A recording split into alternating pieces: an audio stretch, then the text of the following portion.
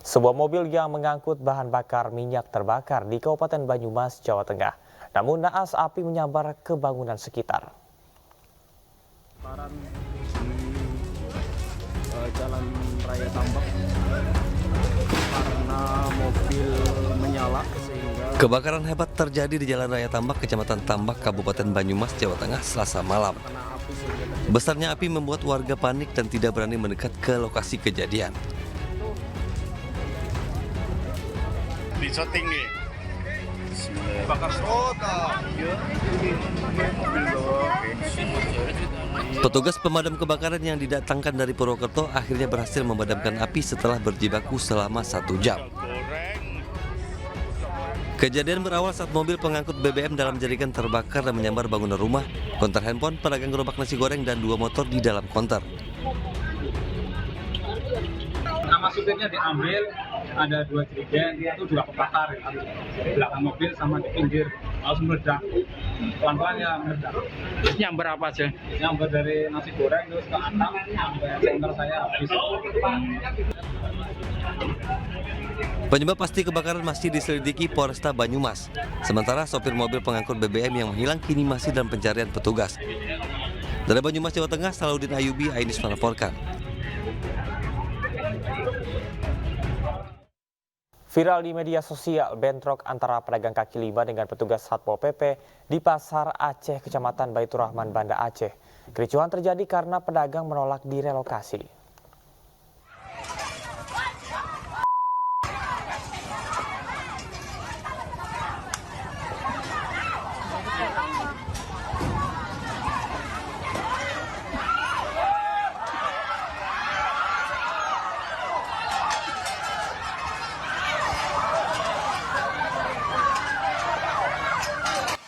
Inilah video amatir warga yang merekam detik-detik terjadinya kericuhan antara petugas Satpol PP Banda Aceh dengan sejumlah pedagang kaki lima di Pasar Aceh, Jalan Tengku Cik Pantekulu, Kecamatan Baitur Rahman, Banda Aceh.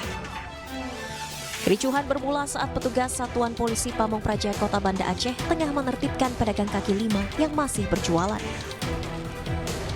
Sebelum menertibkan pedagang, pemerintah Kota Banda Aceh telah menyiapkan lokasi relokasi yang berada di bekas Terminal Kedah lantai 3 Pasar Aceh. Namun pedagang mengaku enggan menempatinya karena sepi pembeli. Pedagang meminta pemerintah Kota Banda Aceh untuk bisa mencarikan solusi yang tepat di tengah sulitnya pendapatan ekonomi mereka. Kami pinginnya bisa berjualan lagi di tempat semula, di sini, di Pantekulu ini. Dengan lapak yang ditertibkan kami terima, biarpun lapaknya dibagi 1 meter per orang. Misalnya ada bayar pajak, kami pun setuju. Kalau kami dipindah relokasi ke lantai 3 apa ke Kedah, di sana memang tidak ada pengunjung. Tidak akan ramai seperti di sini. Sebelumnya lokasi Jalan Tengku Cik Pantekulu sempat disterilkan dari aktivitas jual beli pedagang kaki lima. Namun pedagang tetap nekat kembali menggelar dagangan mereka sehingga petugas langsung mengambil tindakan. Dari Kota Banda Aceh, Syukri Syarifuddin, Ainis melaporkan. Pemirsa, aksi bajing loncat yang tengah mencuri di atas sebuah truk yang melintas di kawasan Cakung, Jakarta Timur viral di media sosial. Aksi pelaku direkam oleh pengendara yang tengah melintas. Lihat nih. Aksi bajing loncat nih. Tangkap kamera nih. Ini orang ini. Nih. Dari rekaman video amatir pengendara yang melintas, terlihat pelaku beraksi seorang diri dan berusaha mencuri barang dari atas truk yang melintas di Jalan Raya Bekasi Cakung, Jakarta Timur. Pelaku mengincar truk dengan bagian belakang terbuka, serta memanfaatkan kondisi lalu lintas yang padat untuk memudahkan aksi pencurian tersebut. Aksi bajing loncat yang kerap terjadi di ruas Jalan Bekasi Cakung ini membuat resah pengemudi truk yang melintas. Edisi semua dia biasanya, edisi terus biasanya tuh yang bawa ituan, bawa makanan. Kalau saya kejadian sekali, kalau teman-teman saya yang udah pada ngalamin itu ya barengan saya itu udah banyak bang. Beberapa kali pengemudi truk yang melintas kerap menjadi korban pencurian aksi bajing loncat, mulai dari barang bawaan ataupun harta benda pribadi milik sopir. Sementara Polsek Cakung, Jakarta Timur masih menyelidiki aksi bajing loncat tersebut. Pemirsa, 2 pelaku predator belasan anak yang masih berstatus pelajar dan mahasiswa diciduk polisi di kawasan Teluk Jambe Timur, Kabupaten Karawang, Jawa Barat. Ironisnya, aksi pelaku telah dilakukan sejak tahun 2022.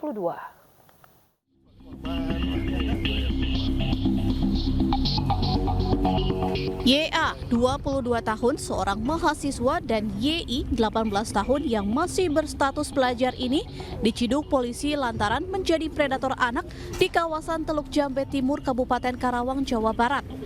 Aksi bejat pelaku terbongkar setelah salah satu orang tua korban memeriksa ponsel milik anaknya dan mendapati percakapan yang tidak wajar antara korban dan pelaku. Setelah didesak, anaknya mengaku telah menjadi korban pelecehan oleh kedua pelaku. Dari hasil penyelidikan dan keterangan saksi, terdapat 11 anak yang menjadi korban pelecehan kedua pelaku mulai dari usia 14 hingga 15 tahun. Dari 11 orang yang menjadi korban, baru 8 orang anak yang melaporkan kejadian tersebut ke pihak kepolisian. Aksi kedua pelaku telah dilakukan sejak tahun 2022. Pelaku mengaku melakukan aksinya karena sebelumnya pernah menjadi korban pelecehan saat masih duduk di bangku sekolah dasar. Sementara modus pelaku mengiming-imingi korbannya dengan memberi sejumlah uang mulai dari Rp50.000 hingga Rp100.000, serta membelikan barang seperti sepatu.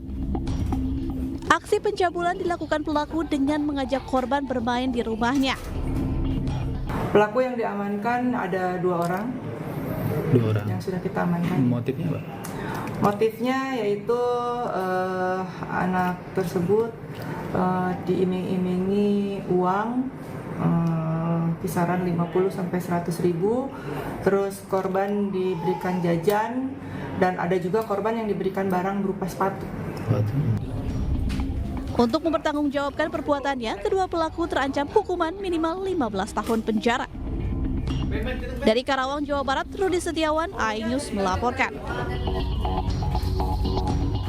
Kita ke informasi selanjutnya, pemirsa. Sepasang kekasih di Kabupaten Tegal, Jawa Tengah tega membunuh dan juga mengubur bayinya yang baru dilahirkan di pekarangan rumahnya. Mereka tega membunuh bayi lantaran malu punya anak di luar pernikahan.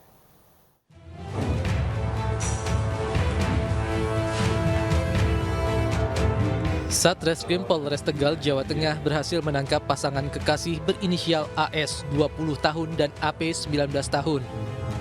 Keduanya ditangkap lantaran tega menghabisi nyawa bayinya sendiri yang baru dilahirkan karena malu mempunyai anak di luar pernikahan. Kasus pembunuhan bayi terungkap setelah salah satu warga menemukan gundukan tanah di pekarangan rumah tersangka. Karena curiga, warga kemudian membongkarnya dan menemukan sesosok jasad bayi laki-laki yang terbungkus kain putih. Warga kemudian melaporkan ke Polres Tegal. Pihak kepolisian yang melakukan penyelidikan berhasil mengamankan tersangka AP di rumahnya. Sementara tersangka AS diamankan di tempat kerjanya di Bekasi, Jawa Barat. Dari hasil penyelidikan terungkap, AP sang ibu menghabisi anaknya dengan cara membekap hingga tidak dapat bernafas. Saat itu betul yang bersangkutan melahirkan janin anak laki-laki. Karena takut ketahuan oleh warga sekitar, yang bersangkutan sempat membekap mulut dari janin tanpa sadar, mengakibatkan dari janin tersebut meninggal. Karena takut, sehingga yang bersangkutan untuk menutupi aibnya menguburkan anaknya di pekarangan rumah. Sejumlah barang bukti berhasil diamankan polisi, seperti 1 buah celana, 1 potong sweater, dan sebuah cangkul untuk menguburkan korban. Atas perbuatannya, pelaku dijerat dengan Undang-Undang Perlindungan Anak dengan ancaman hukuman 15 tahun penjara.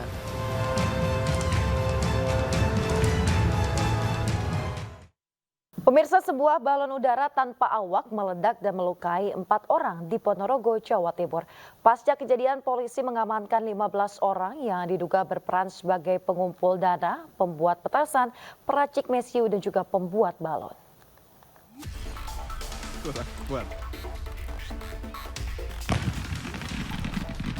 Pasca kejadian meledaknya balon udara tanpa awak yang dipasangi petasan di Ponorogo, Jawa Timur, warga desa menutup diri. Bahkan keluarga korban luka enggan ditemui polisi. Saat ini polisi mengamankan 15 orang warga desa setempat yang diduga terlibat. Di antaranya sebagai peracik mesiu, pembuat petasan, pembuat balon, dan pengumpul dana. Juga turut diamankan barang bukti berupa sisa petasan, sisa balon, dan peralatan membuat petasan. Meski demikian, belasan orang yang sudah diamankan ini masih berstatus saksi. Polisi masih belum menaikkan ke tingkat penyidikan. Beberapa orang sudah kita amankan, 15 orang, 5 dewasa, 6 di bawah umur, 2 perempuan, dan 2 lagi masih di rumah sakit. Belum bisa kami minta keterangan. Terkait yang masih di rumah sakit, belum bisa kita namakan korban karena yang hasil penjagaan sementara kami, yang bersangkutan ikut dalam pembuatan balon tersebut. Sebelumnya sebuah balon udara tanpa awak meledak dan melukai 4 orang di persawahan Desa Buneng, Kecamatan Balong, Ponorogo, Jawa Timur. 3 orang diantaranya terluka ringan, 1 luka berat dengan luka bakar 60%. Saat ini para korban dirawat di Rumah Sakit Umum Daerah atau RSUD Harjono, Ponorogo. Dari Ponorogo, Jawa Timur, Ahmad Subeki, iNews melaporkan. Pemirsa, sejumlah embarkasi haji di Indonesia mulai memberangkatkan jemaah dari kloter 4. Mayoritas jemaah merupakan jemaah calon haji lansia.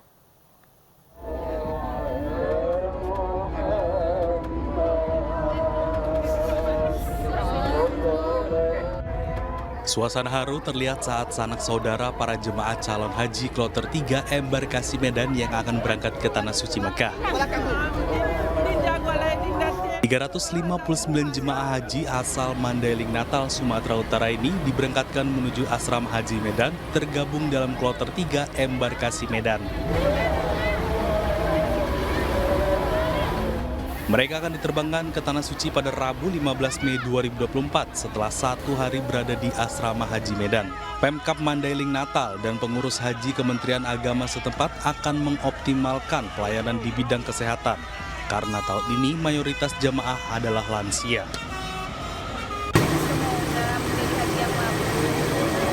Semua yang sunat sama yang wajibnya terlaksana, pulang ke tanah air dengan sehat dan selamat. Pergi dalam keadaan sehat, pulang dalam keadaan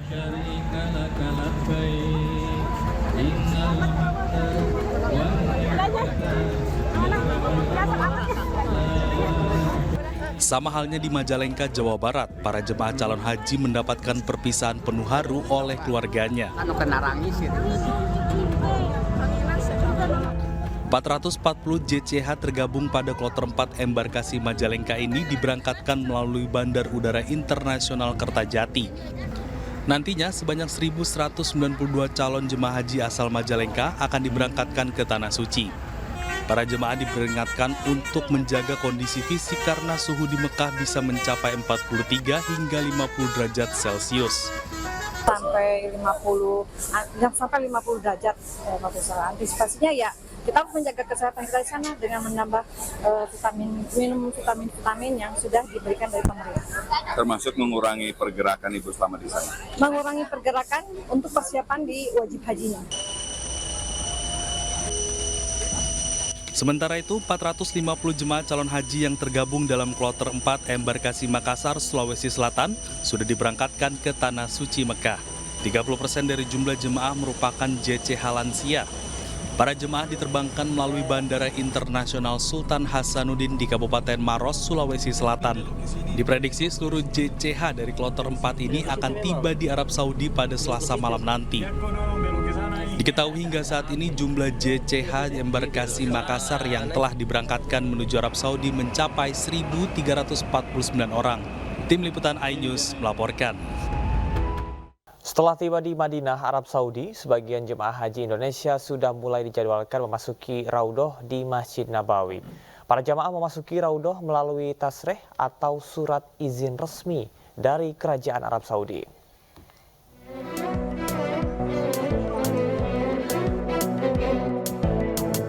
Mulai Selasa 14 Mei, jemaah haji Indonesia dijadwalkan mulai memasuki Raudhoh yang berada di Masjid Nabawi, Madinah, Arab Saudi.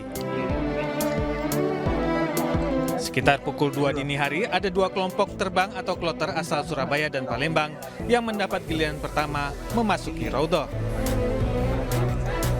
Sebelum memasuki Raudhah, jemaah harus berkumpul terlebih dahulu di area tunggu yang berada di pelataran Masjid Nabawi. Raudhah merupakan tempat yang berada di antara mimbar dan rumah Nabi Muhammad SAW yang sekarang menjadi makam Nabi.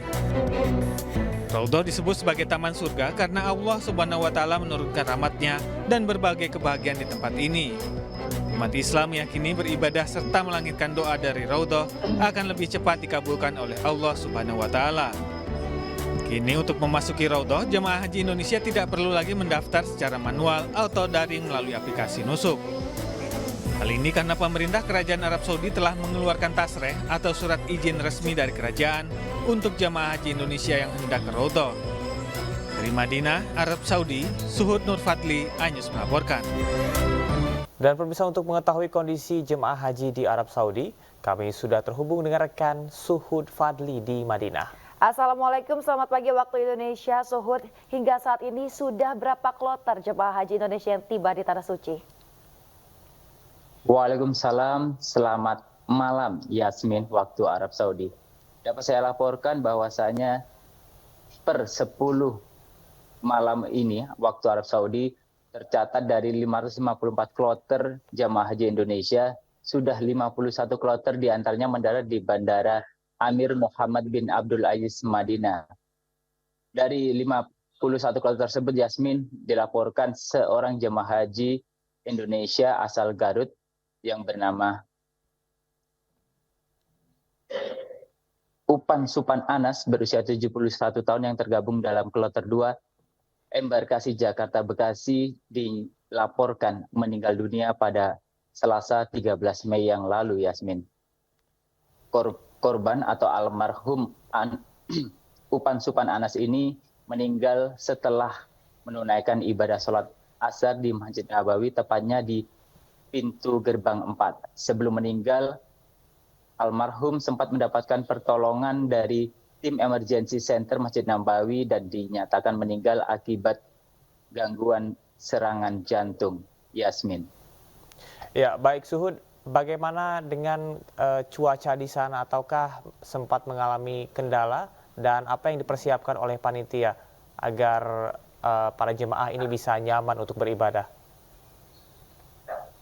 Iya, Camar, terkait dengan cuaca di Madinah saat ini cukup terik ya, ketika siang menjelang bisa mencapai lebih dari 40 derajat Celcius. Untuk itu bagi jemaah haji diimbau atau disarankan mengurangi aktivitas di luar ruangan, terutama bagi jemaah haji lansia. Mengingat rangkaian puncak ibadah haji adalah nanti saat di Armusna atau Arafah, Musdalifah, dan Mina. Oleh karena itu, jemaah haji Indonesia selalu tidak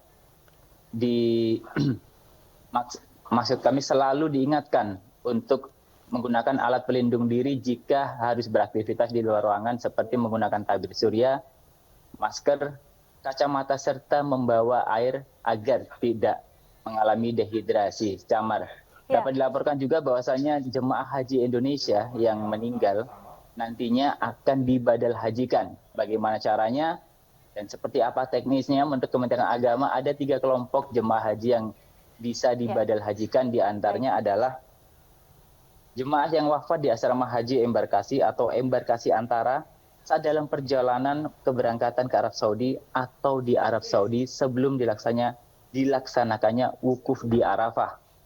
Kedua, jemaah yang sakit dan tidak dapat disafari wukufkan. Ketiga adalah jemaah yang mengalami gangguan jiwa. Nah, selanjutnya petugas badal haji melaksanakan wukuf dan rangkaian ibadah haji yang bersifat rukun dan wajib sampai dengan seluruh rangkaiannya selesai. Setelah petugas badal haji menandatangani surat pernyataan telah selesai melaksanakan tugas badal haji, PPIH Arab Saudi selanjutnya akan menerbitkan sertifikat badal haji.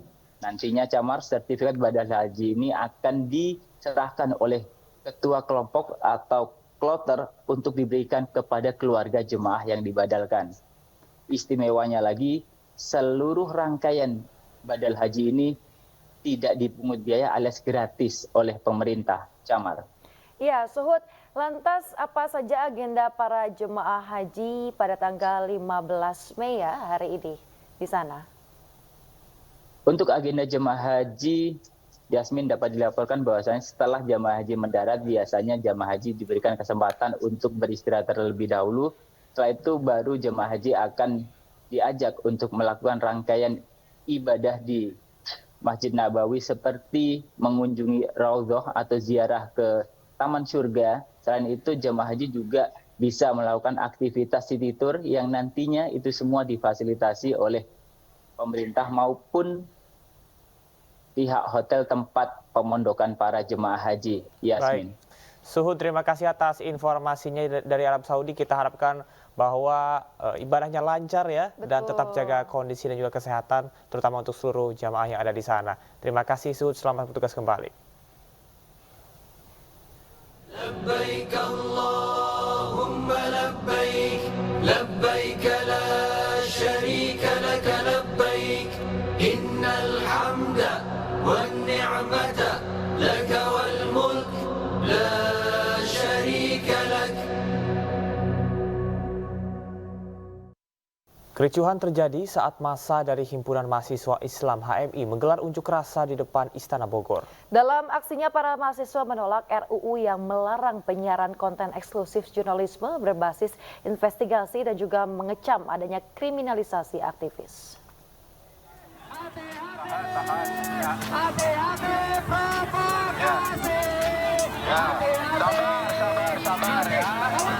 Gelombang protes menolak RUU penyiaran digelar mahasiswa yang tergabung dalam Himpunan Mahasiswa Islam di depan Istana Bogor, Jawa Barat, Selasa sore. Aksi saling dorong pun tidak bisa dihindarkan saat para mahasiswa hendak masuk ke istana namun dihadang aparat kepolisian. Dalam aksinya, mahasiswa menolak RUU penyiaran yang melarang konten eksklusif jurnalisme berbasis investigasi. Mereka juga mengecam adanya diskriminalisasi terhadap aktivis oleh Bupati Bulukumba, Sulawesi Selatan.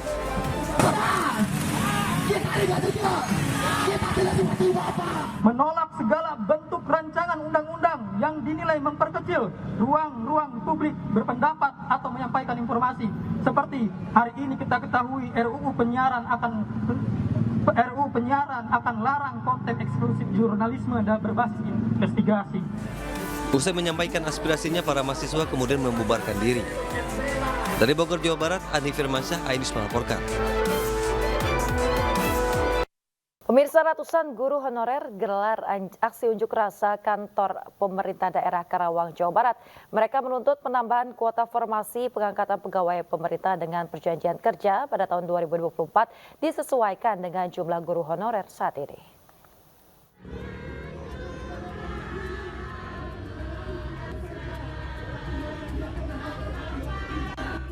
Ratusan guru gelar aksi demonstrasi di depan kantor Bupati Karawang pada Selasa siang. Dengan membawa sejumlah spanduk dan beragam poster, mereka menuntut dan mendesak Bupati Karawang agar menaikkan atau menambah jumlah kuota formasi PPPK tahun 2024 untuk guru honorer. Kami dari guru honorer Kabupaten Karawang, dalam aksi damai ini kami hanya menuntut kebijakan pemerintah Kabupaten Karawang, terutama dari para pemangku kebijakan. Mohon kami berikan kuota sebanyak-banyaknya untuk Kabupaten Karawang dan angkat guru honorer yang sudah terdata di BKN, baik itu dari Pendi, status P, honorer seluruh Kabupaten Karawang diangkat P3K di tahun 2024 tanpa terkecuali. Kuota penerimaan pengangkatan pegawai pemerintah dengan perjanjian kerja tahun ini total sebanyak 618 formasi. Adapun untuk guru hanya 281 formasi. Kuota tersebut jauh lebih sedikit jika dibandingkan dengan jumlah guru honorer di Karawang yang berjumlah sekitar 2.300 orang. Dari Karawang, Jawa Barat, Rudi Setiawan, iNews melaporkan. Ratusan karyawan PT PRL masih terus mendatangi gedung Mahkamah Agung guna menuntut keadilan. Aksi terkait sengketa merek yang kasusnya ditangani oleh Mahkamah Agung di tingkat peninjauan kembali. Kasus itu dinilai turut berkaitan dengan nasib atau mata pencaharian karyawan. Lebih lanjut, Badan Pengawas MA, Komisi Yudisial dan KPK diharapkan mengusut 3 hakim yang telah memutus PKPT Polrap Lauren Indonesia. Bahwa dalam perkara ini kemungkinan mafia hukum itu bermain gitu, karena sangat aneh kenapa putusannya memihak Mohinder sementara Mohinder tidak memiliki merek Polrap Lauren, tapi adalah merek Rap Lauren dan sudah dihapus tahun 95. Sopir bus dalam insiden kecelakaan bus pelajar yang menewaskan 11 orang di Subang, Jawa Barat ditetapkan sebagai tersangka. Sopir diduga lalai karena telah mengetahui adanya kendala pada bagian rem.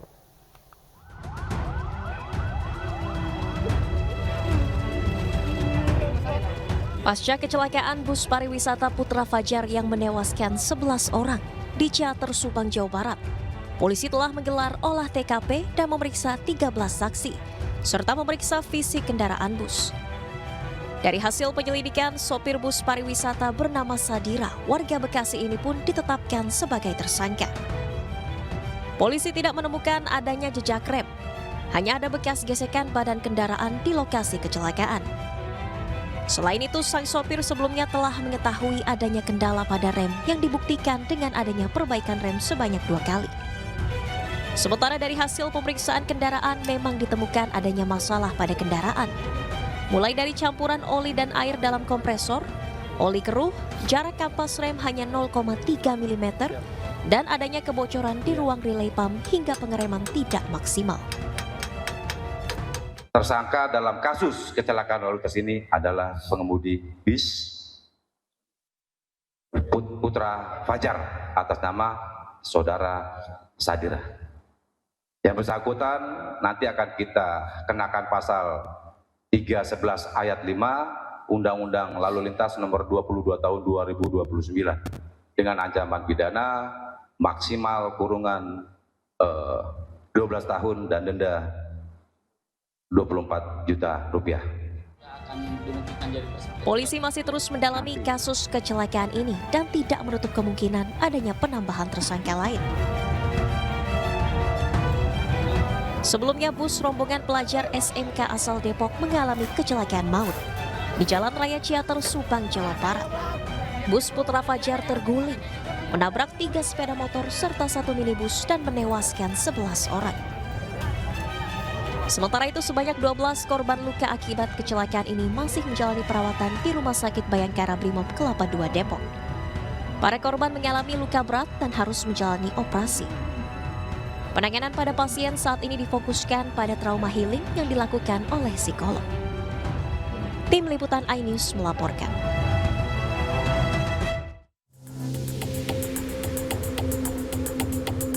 Pasca kecelakaan maut bis Trans Putra Fajar yang membawa pelajar SMK Lingga Kencana Depok di kawasan Ciater, Kabupaten Subang, pemerintah Kota Depok memperketat izin kegiatan studi tour perpisahan pelajar. Belakangan ketahui, bus yang berasal dari wilayah Wonogiri, Jawa Tengah itu tidak layak jalan dan uji kir telah kadaluarsa. Akibat peristiwa ini, pemerintah Provinsi Jawa Barat mengeluarkan surat edaran larangan kegiatan studi tour. Sementara itu, Wakil Wali Kota Depok Imam Budi Hartono belum melarang sekolah di Kota Depok untuk menggelar studi tour ke keluar kota. Meski demikian, Pemkot Depok akan memperketat kegiatan studi tour, salah satunya dengan membentuk tim khusus dari Dinas Perhubungan untuk mengecek kelayakan bus. Tapi yang lebih penting adalah keselamatan dari siswa itu. Gimana membuat selamat supaya bahwa pemilik bus itu pertama punya izin, kedua kelayakan dari bus yang akan beroperasional. Gimana layak? Uji layak, kirnya harus hidup. Kedua, sebelum berangkat, ya kami dari Dinas Perhubungan siap ngecek dari bus yang disewa oleh pihak sekolah. Kalau sekolah harus izin dulu, maksudnya harus harus ke disub dulu, biar nanti kalau nggak layak suruh pulang. Kayak kemarin kan itu nggak layak tuh, harusnya kemarin ada pengecekan, tapi karena kemarin nggak ada, akhirnya terjadilah kecelakaan seperti itu. Sebelumnya, kecelakaan maut bus studi tour SMK Lingga Kencana Depok terjadi di kawasan Ciater, Kabupaten Subang, Jawa Barat. Akibat peristiwa ini, 9 pelajar, 1 orang guru, dan 1 orang warga setempat meninggal dunia. Dari Depok, Jawa Barat, Iyung Kristi, iNews melaporkan. Sementara itu pemirsa, video seorang aparatur sipil negara di Kabupaten Konawe, Sulawesi Tenggara viral usai terobos barisan pengamanan Presiden Joko Widodo. Pas Pampres yang melihat peristiwa tersebut langsung mengamankan ASN tersebut. Kembali saya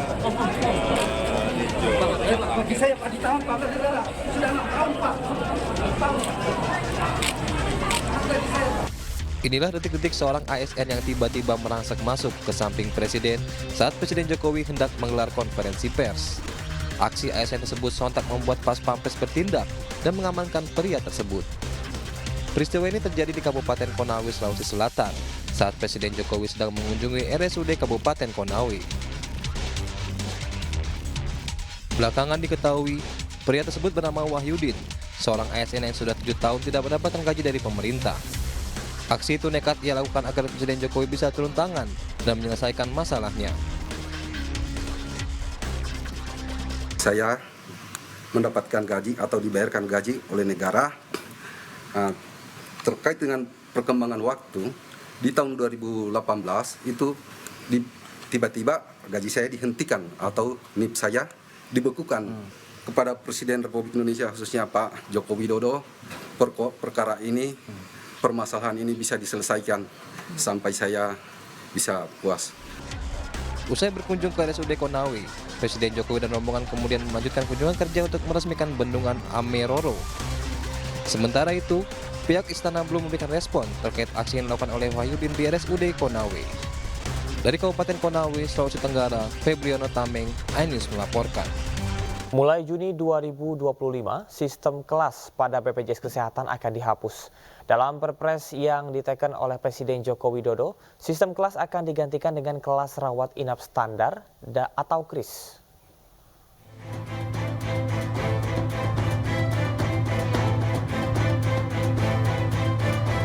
Presiden Joko Widodo menaikkan peraturan Presiden nomor 59 tahun 2024 tentang perubahan ketiga Perpres Jaminan Kesehatan. Dalam aturan ini, tidak ada lagi sistem kelas pada BPJS Kesehatan.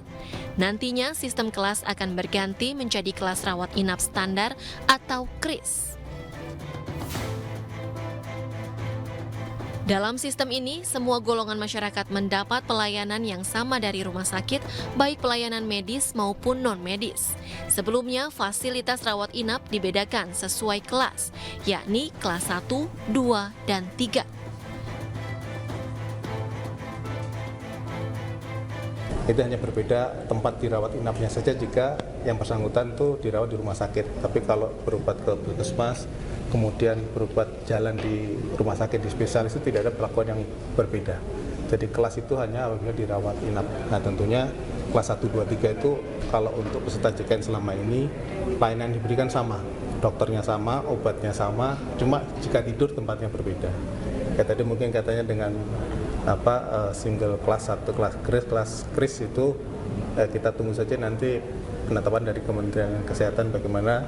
Kami concern adalah BPJS mempertahankan mutu dan aksesnya tidak berkurang. Fasilitas kelas rawat inap standar memiliki 12 syarat yang harus dipenuhi rumah sakit. Beberapa di antaranya berisi maksimal 4 tempat tidur per ruang rawat inap, dengan jarak antar tepi tempat tidur minimal 1,5 meter. Tersedia pula nakas per tempat tidur, 2 kotak kontak, dan nurse call. Diatur pula tentang standar pencahayaan dan ventilasi udara. Kemudian bersuhu ruangan mulai 20 sampai 26 derajat Celcius dan tersedia outlet oksigen. Terdapat kamar mandi dalam setiap ruangan sesuai standar aksesibilitas. Dari Jakarta, Tim Liputan iNews melaporkan. Pemirsa, penerapan kelas rawat inap standar atau KRIS akan dilakukan paling lambat 30 Juni 2025. Sementara untuk besaran iuran masih dalam pembahasan dan akan diputuskan sebelum 1 Juli 2025 mendatang. Ya ini karena perpresnya baru ditandatangani ya, untuk langkah selanjutnya kan memang kita harus melakukan revisi ya terhadap beberapa peraturan Menteri Kesehatan, termasuk juga penetapan iuran mengenai BPJS ini. Karena kita harus menghitung juga manfaat apa setelah penerapan kelas rawat inap standar ini, nanti benefitnya itu seperti apa. Benefit itu artinya kalau kemudian perhitungannya iuran itu masih ada tambahan-tambahan yang selama ini tidak dijamin oleh BPJS akan dimasukkan di dalam BPJS ya. Kita tahu kan mungkin ada beberapa jenis obat yang mungkin tidak masuk di dalam BPJS, sekarang masuk jadi BPJS, itu akan menjadi salah satu komponen perhitungan kita dalam menghitung iuran BPJS ini, tentunya bersama dengan BPJS sendiri dan juga stakeholder lain yang terkait seperti Kementerian Keuangan dan sebagainya. Nah, nanti kita tunggu saja ya, pasti setelah 30 Juni 2025 itu sudah ada kejelasan, karena memang di situ adalah perubahan bahwa tidak ada lagi iuran BPJS berdasarkan kelas ataupun adanya layanan kesehatan berdasarkan kelas di fasilitas pelayanan kesehatan. Ratusan pengemudi ojek online dan warga mendapati makan siang gratis yang dilakukan oleh MUI dan sejumlah dewan masjid di wilayah Cinere, Kota Depok. 200 hingga 300 porsi disiapkan pihak penyelenggara.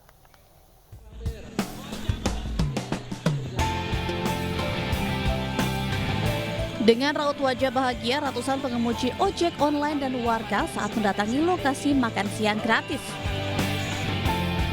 Satu persatu mereka yang datang langsung mengambil menu makan siang gratis yang telah disediakan oleh pihak penyelenggara. Salah satu pengemudi ojek online, Aji, mengaku dirinya merasa terbantu dengan adanya program makan siang gratis ini.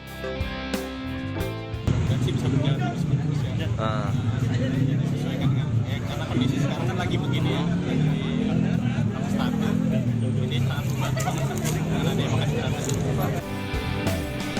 Sementara itu, Ketua MUI Gandul Kota Depok mengatakan program makan siang gratis ini sudah berlangsung sejak 11 bulan lalu yang dilakukan setiap hari Selasa. Tujuan kegiatan ini sebenarnya kita ingin meringankan beban masyarakat ya, yang terkadang makan siang aja mereka susah gitu. Jadi tujuan kita meringankan beban. Kemudian ada sebagian warga masyarakat kita sebenarnya yang punya rezeki lebih. Nah, dia ingin membuat maslahat dari hartanya ini gimana?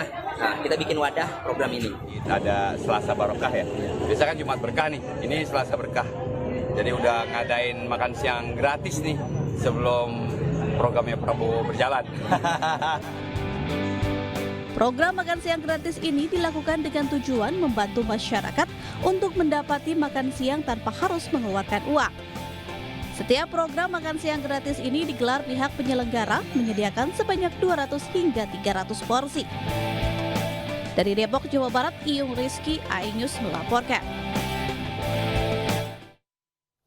Ya, pemirsa, untuk mengetahui kondisi terkini banjir lahar Gunung Merapi di Kabupaten Agam, kita terhubung dengan rekan Wahyu Sikumbang di Bukit Tinggi, Sumatera Barat.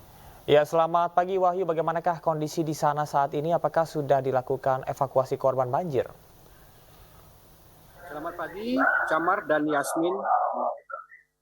Pagi ini, beberapa saat lagi, proses pencarian terhadap 2 korban di Kabupaten Agam yang masih hilang akan kembali dilanjutkan. Sementara data korban tewas terakhir yang sudah ditemukan dan berhasil diidentifikasi itu berjumlah 21 orang. Saya tadi dari tempat pengungsian, di pengungsian pun masih ada sekitar 114 jiwa dari 75 pengungsi yang menempati 3 ruang kelas di Sekolah Dasar Negeri 082 Kota Panjang di Kecamatan Canduang. Camat dan Yasmin. Ya, lantas bagaimanakah kondisi para pengungsi di sana? Apakah kebutuhan pengungsi sudah terpenuhi atau mungkin ada yang masih harus dilengkapi begitu? Logistik sudah Wahyu. Kebutuhan selama mengungsi seperti selimut, tikar, kebutuhan untuk selama mengungsi itu tuh udah mulai mencukupi ya dan cabang. Tapi itu yang perlu di drop sekarang itu kebutuhan air bersih, karena dengan bertambahnya beberapa kepala keluarga pengungsi lagi, kemarin sempat air di tempat pengungsian itu sudah mati begitu. Dibutuhkan drop air bersih. Demikian Camat dan Yasmin. Ya, baik Wahyu Sikumbang, terima kasih atas informasinya melaporkan langsung dari Bukit Tinggi, Sumatera Barat, dan kita harapkan bahwa kebutuhan dari para pengungsi ini tercukupi. Ya, selamat bertugas kembali Wahyu. Ya, pemirsa, Kepala BNPB Letjen TNI Sunaryanto meninjau lokasi bencana banjir bandang di Pagu-Pagu, Kecamatan Pandai Sike, Kabupaten Tanah Datar, Sumatera Barat. Ya, BPBD memastikan penanganan para korban dilakukan dengan baik.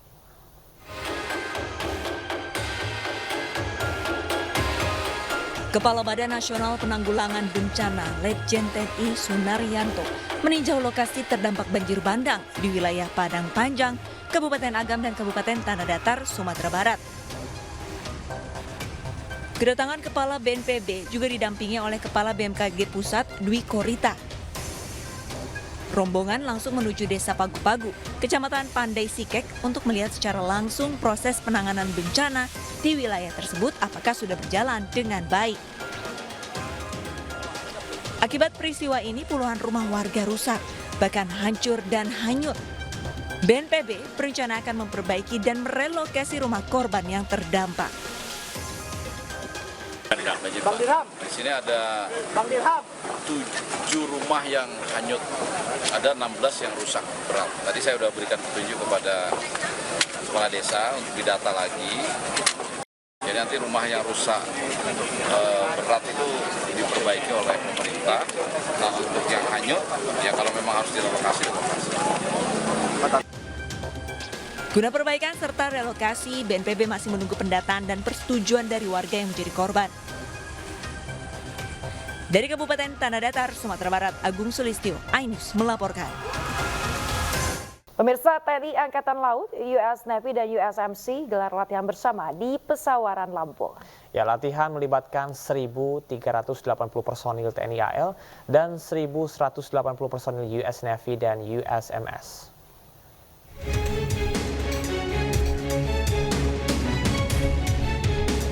TNI Angkatan Laut bersama US Navy dan UCMC menggelar latihan bersama Cooperation Afloat Readiness and Training 2024 atau LATMA-Karat 2024 di Lampung. Latihan dibuka oleh Panglima Koarmada 1 Laksamada Muda TNI Yos Suryono Hadi di Batalion Infanteri 9 Marinir Piabung, Pesawaran Lampung hari Senin lalu. Latihan bersama Karat 2024 merupakan latihan bersama bilateral antara TNI Angkatan Laut dengan United States Seventh Fleet dalam framework military to military cooperation yang dilaksanakan tiap tahun. Delegasi TNI AL dipimpin Komandan Satkor Armada 1, sementara US Navy dipimpin oleh Commodore Amphibious Squadron 5 dan UCMC dipimpin oleh Commanding Officer 15 Marine Expeditionary Unit. Selain latihan perang, kegiatan ini juga melaksanakan misi kemanusiaan berupa renovasi fasilitas umum, pembersihan pantai, pengobatan gratis, dan pemberian bantuan sosial. Kegiatan ini adalah untuk yang pertama meningkatkan hubungan baik antara kita dengan Amerika untuk menjaga kestabilan regional, kemudian meningkatkan profesionalitas. Tentang materinya yang dilaksanakan adalah operasi anti-amfibi. Pemirsa, ramainya pemberitaan Hotman Paris Hutapea mengajak tinju Rocky Gerung ternyata mendapatkan perhatian publik. Ya, salah seorang pengacara juga menantang balik Hotman Paris untuk adu tinju di Jakarta. Dan mudah-mudahan pada tanggal 21 April nanti Rocky Gerung mau berhadapan dengan saya. Rocky Gerung saya mau tantang nanti. Pengacara kondang Hotman Paris Hutapea sempat menantang Rocky Gerung untuk duel tinju di atas ring. Tantangan Hotman ini merupakan buntut dari perdebatannya dengan Rocky terkait sengketa Pilpres 2024.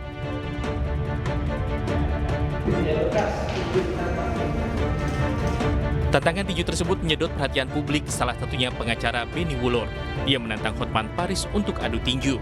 Dalam hal ini Benny juga sudah berlatih dengan didampingi oleh salah seorang pelatih tinju profesional untuk melawan Hotman Paris Hutapea. Adu tinju ini merupakan bentuk perlawanan kliennya karena kliennya telah memenangkan perkara dengan PT BIA dengan kuasa hukumnya Hotman Paris Hutapea dan sudah ingkrah. Namun Panitera Pengadilan Negeri Jakarta Pusat malah membatalkan. Awalnya saya cuma menantang debat hukum, ya, tapi tidak ditanggapi oleh Dr. Hotman Paris Hutapea.